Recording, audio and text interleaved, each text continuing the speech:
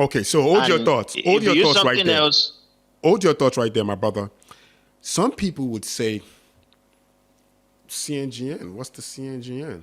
For example, I am very happy that these things are coming to light because I was in the WhatsApp group, of course, our WhatsApp group. You were a leader in the group, the integration group of the cNGN while we were doing stuff at Bot Cash.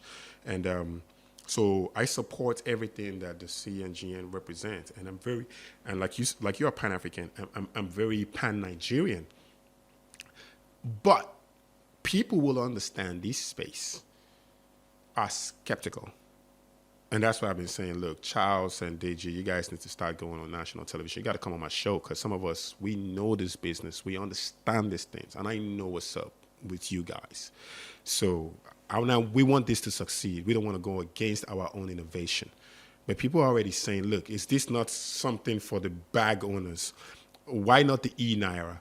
Like, you innovated the eNaira on the blockchain. It was launched by the President of the Federal Republic of Nigeria, for God's sake. Why can't the eNaira just simply be interoperable with other cryptocurrency? Because it's already digital Naira on the blockchain.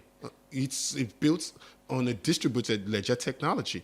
And then, so I went on Mr. Kalu's space. There's a guy called Kalu, is a popular guy on Twitter. I went on his space and I was talking for the cNGN. I'm like, that's a wrapped eNaira. But that's me who understand that. I didn't even go to the extent of, how it was built, on what blockchain it was built.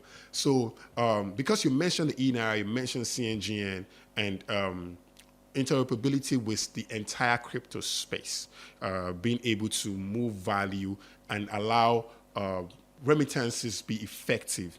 As a matter of fact, diaspora remittances and not just local remittances. How would you justify the innovation of the eNaira and then look like the making irrelevant, the innovation of the cNGN and then making irrelevant the eNaira? You have the floor.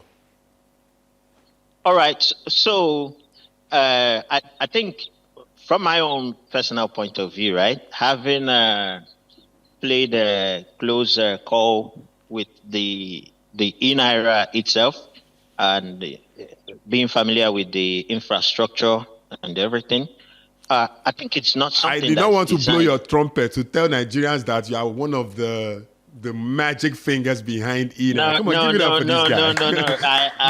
No. I just wanted you to say it by yourself. I mean, we should start celebrating our own heroes, my brother. You're a hero for the country.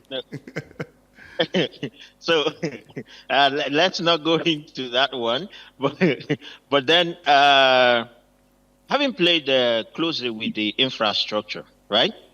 First, the eNaira, it's not something that the CBN had intended for export on the public blockchain. So the eNaira is still the Naira, right?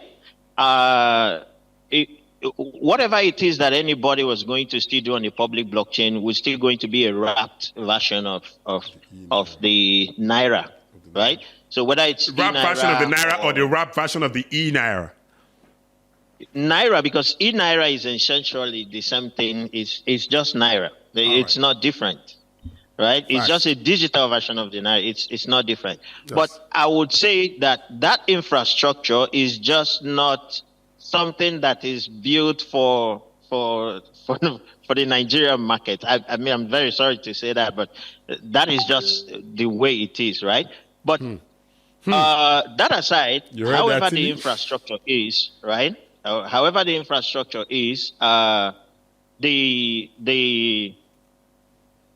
main thing is still that whoever wants to export the Naira on a public blockchain would have to just make it a wrapped, right? A wrapped version of the currency. So you're saying the cNGN is a wrapped version of the Naira, and that's why they say it is 1-to-1. Yes, so it is pegged 1-to-1.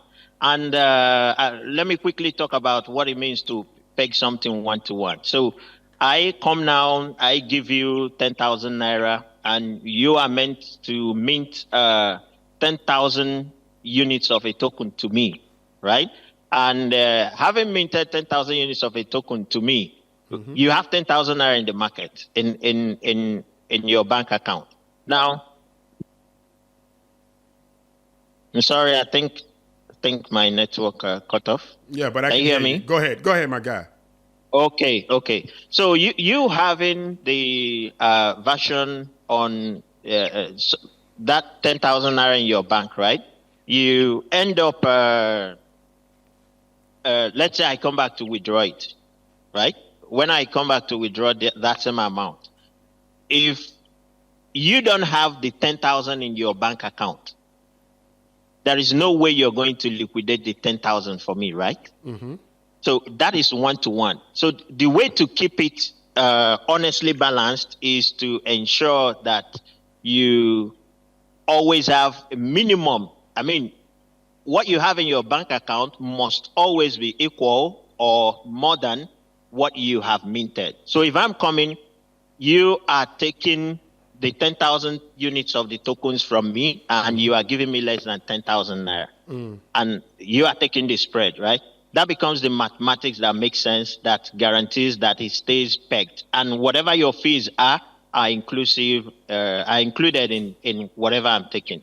Okay. So, but that brings us to depegging.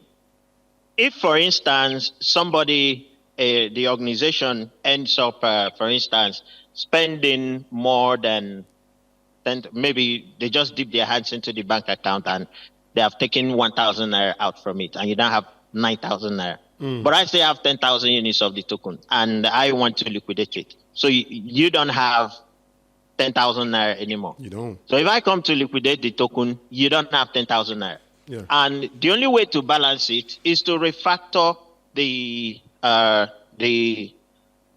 what I have to what you have. So it will no longer be 1-to-1. That's now, I'm now getting far less value than what you have. And that's where the problem is going to be. So hold your thoughts. So that brings me to the concern of fractional reserve banking.